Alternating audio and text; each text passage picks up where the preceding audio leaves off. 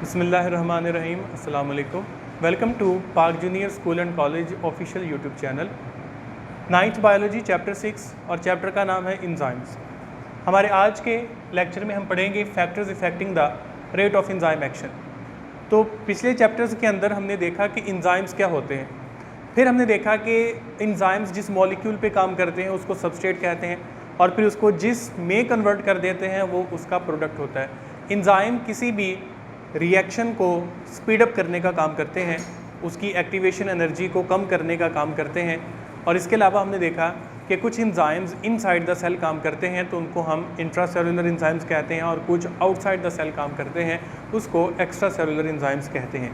फिर हमने इंजाइम्स की करैक्टरिस्टिक्स के बारे में डिस्कस किया कि वो बड़े स्पेसिफिक होते हैं, प्रोटीन्स के बने होते हैं, उनकी एक एक्टिव साइट होती है, तो इनहिबिटर एक्टिवेटर्स के ज़रिए उनको कंट्रोल किया जाता है। उसके बाद हमने मेटाबॉलिक पाथवे पर भी बात की कि मेटाबॉलिक पाथवे जो है वो क्या होते हैं। फिर हमने यूजेस ऑफ इंजाइम्स पर भी बात की। आज हमने देखना है factors affecting the rate of enzyme action, कि इंजाइम की काम करने की स्पीड जो होती है, इंजाइम की काम करने की स्पीड कैसे कम या ज़्यादा होती है, वो हमने अपने आज के लेक्चर में देखना है। तो सबसे पहली चीज़ है टेम्परेचर, कि टेम्परेचर जो है वो भी इंजाइम्स कि कम या ज़्यादा काम करने पे डिपेंड करता है, कि जैसे जैसे टेम्परेचर इंक्रीज़ होता जाएगा इंजाइम्स का जो रिएक्शन है, रिएक्शन रेट है, यानी कि रिएक्ट करने की स्पीड जो है वो भी उसकी तेज़ होना शुरू हो जाती है। अगर टेम्परेचर लो होता है तो भी इंजाइम्स जो है वो कम काम करना शुरू हो जाते हैं। तो आप कह सकते हैं कि एक इन्वर्स रिलेशन पाया जाता है इंजाइम एक्शन का और उसके साथ टेम्परेचर का। तो अगर टेम्परेचर इंक्रीज़ होगा तो रेट ऑफ रिएक्शन भी इंक्रीज़ होगा, और अगर टेम्परेचर डिक्रीज़ होगा तो रेट ऑफ रिएक्शन भी डिक्रीज़ होगा। अब ऑप्टिमम टेम्परेचर क्या होता है? हर इंजाइम जो है वो एक ख़ास ऐसा टेम्परेचर होता है जिसके ऊपर वो मैक्सिमम फंक्शन परफॉर्म कर सकता है, और उस ख़ास टेम्परेचर को हम ऑप्टिमम टेम्परेचर कहते हैं।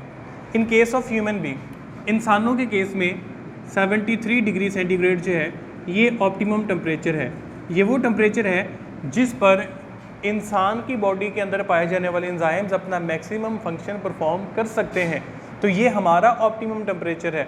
तो हर स्पीशी का ऑप्टिमम टेम्परेचर जो है वो एक स्पेसिफिक होता है, एक ख़ास होता है। जैसा कि कुछ बर्ड्स ऐसे हैं कि जिनका जो है वो 38 जो है वो ऑप्टिमम टेम्परेचर है, लेकिन हमारा जो है वो 37 डिग्री टेम्परेचर है। तो this is optimum temperature at which the enzyme work at its maximum rate, कि वो ख़ास टेम्परेचर जिस पर इंजाइम्स ज़्यादा से ज़्यादा और अपना मैक्सिमम फंक्शन परफॉर्म कर सकते हैं उसको हम ऑप्टिमम टेम्परेचर कहते हैं। अब आगे क्वेश्चन ये है कि अगर ये टेम्परेचर ज़्यादा हो जाए तो क्या होगा? तो एक रिलेशन जो है वो आपने याद रखना है कि जो टेम्परेचर है, कि जो काइनेटिक एनर्जी है, काइनेटिक एनर्जी वो डायरेक्टली प्रोपोर्शनल है टेम्परेचर के।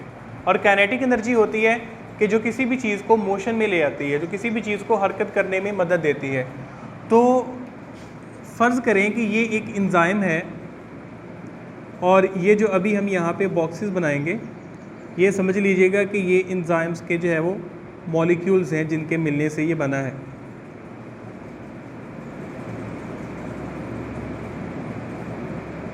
तो ये इंजाइम्स के मॉलिक्यूल्स हैं। तो फ़र्ज़ करें कि जो टेम्परेचर पहले नॉर्मल था वो था 37 डिग्री सेंटीग्रेड, और ये बढ़ के जब ये इसको इंक्रीज़ किया गया तो फ़र्ज़ किया कि ये पहुंच गया 40 डिग्री सेंटीग्रेड पे। अब यहाँ पे हमने देखा कि काइनेटिक एनर्जी टेम्परेचर के डायरेक्टली प्रोपोर्शनल है। अब होगा क्या कि जब टेम्परेचर ज़्यादा इंक्रीज़ हो जाएगा तो ये जो मॉलिक्यूल्स हैं इनकी जो है वो काइनेटिक एनर्जी वो भी इंक्रीज़ हो जाएगी,